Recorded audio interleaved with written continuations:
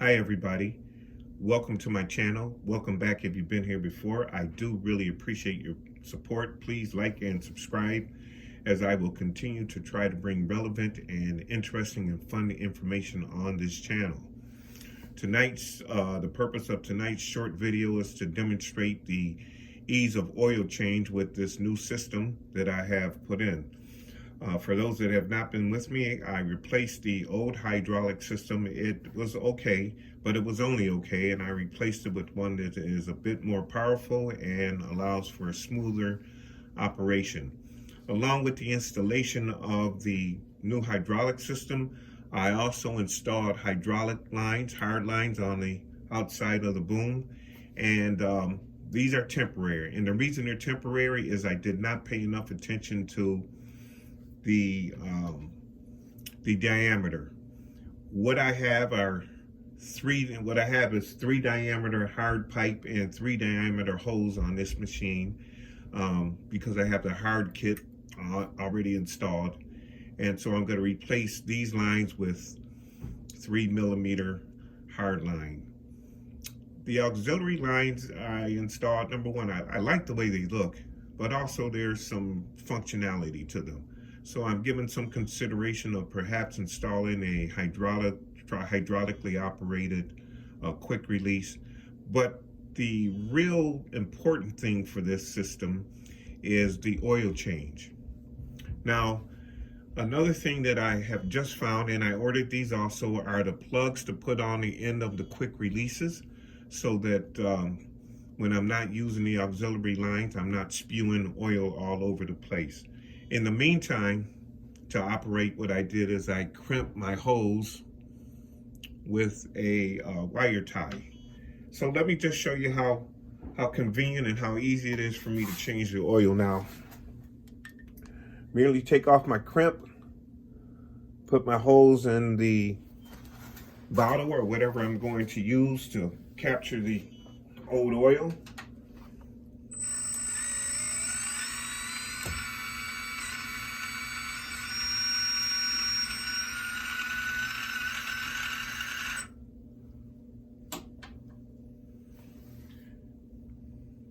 Now, in order to refill the oil, what I did was I took one of those old, I believe it's like a turkey baster or syringe where you can insert, whatever you want to put inside your turkey. I cut it down and I put a small piece of 3mm outside diameter hose on it. I cut that at an angle to facilitate the flow, and I insert that in the top of my oil tank. Then, in these small bottles, I've already pre-measured the amount of oil I need to put in here for how much I need to replace so that the oil is full, and I just simply pour it in.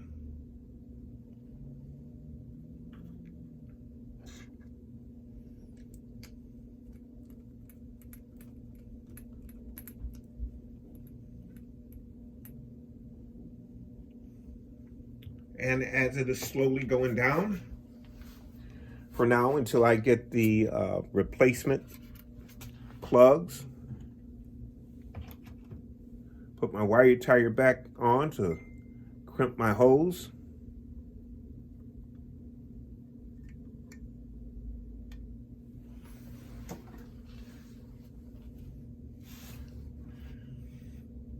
And I don't know if it's clear on the video, but I can actually see the oil going down into the tank.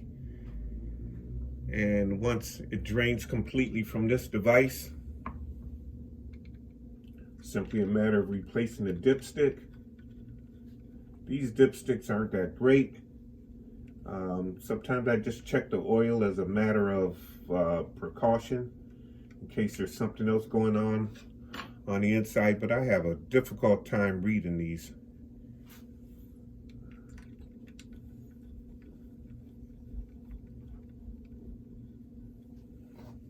And now I'm ready for operations.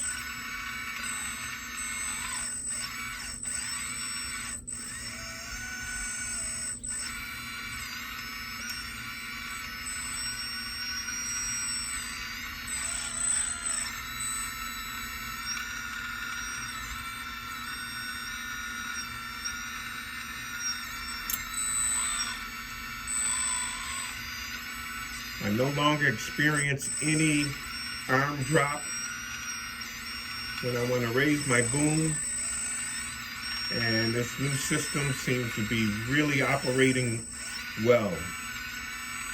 I know and I found out that the larger systems that use the 4mm hose will actually deliver more power.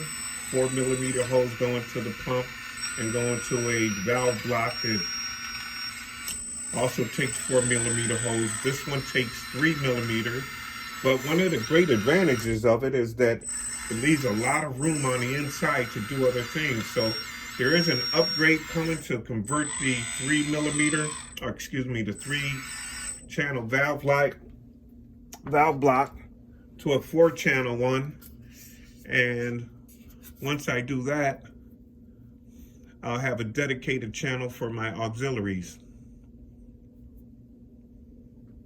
Very reasonable in price, and after doing it the hard way and learning some tough lessons, they're fairly easy to install. So if you're not happy with the way your 336 is operating with its hydraulics, I recommend that you go on and replace it. I still plan, once I finish everything else, to put a detailed description on what I did, how I did it, and